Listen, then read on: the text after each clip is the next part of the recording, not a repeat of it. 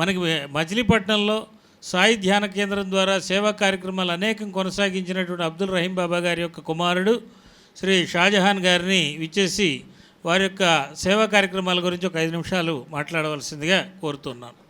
ఈ సత్య ధర్మ వైభవంకి విచ్చేసిన పూజ్యులు, పెద్దలు, సాయి బంధువులు, సేవకులందరికీ నా తరపున, నా తల్లిదండ్రుల తరపున నమస్కారాలు.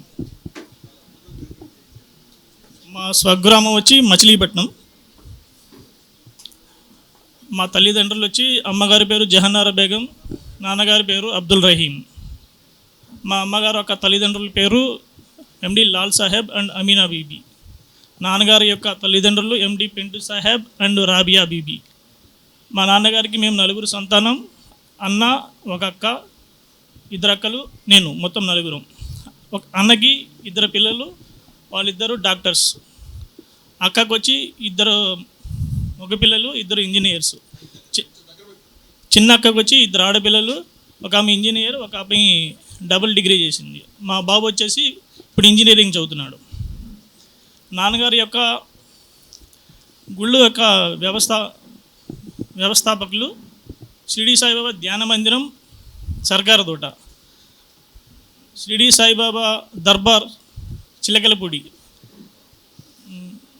అమ్మా నాన్నల సేవా సంఘం తరపున పేదలకు బట్టలు మరియు పేద పిల్లలకి ఉచితంగా పుస్తకాలు పంపిణీ చేస్తాము. శ్రీ సాయి గురుస్థాన్ పాఠశాల ద్వారా నాన్నగారు 15 సంవత్సరాలకు పైబడి ఉచితంగా విద్య, పుస్తకాల పంపిణీ మరియు స్కూల్ పిల్లలకి 2 జతల యూనిఫామ్ కూడా ఉచితంగా ఇచ్చేవాళ్ళు.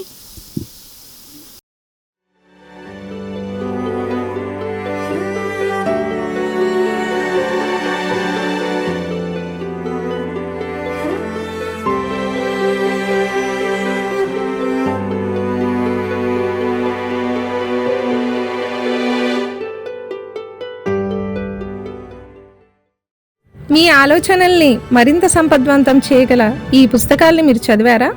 ప్రతులకు జై భారత్ పబ్లికేషన్స్, 9848030089.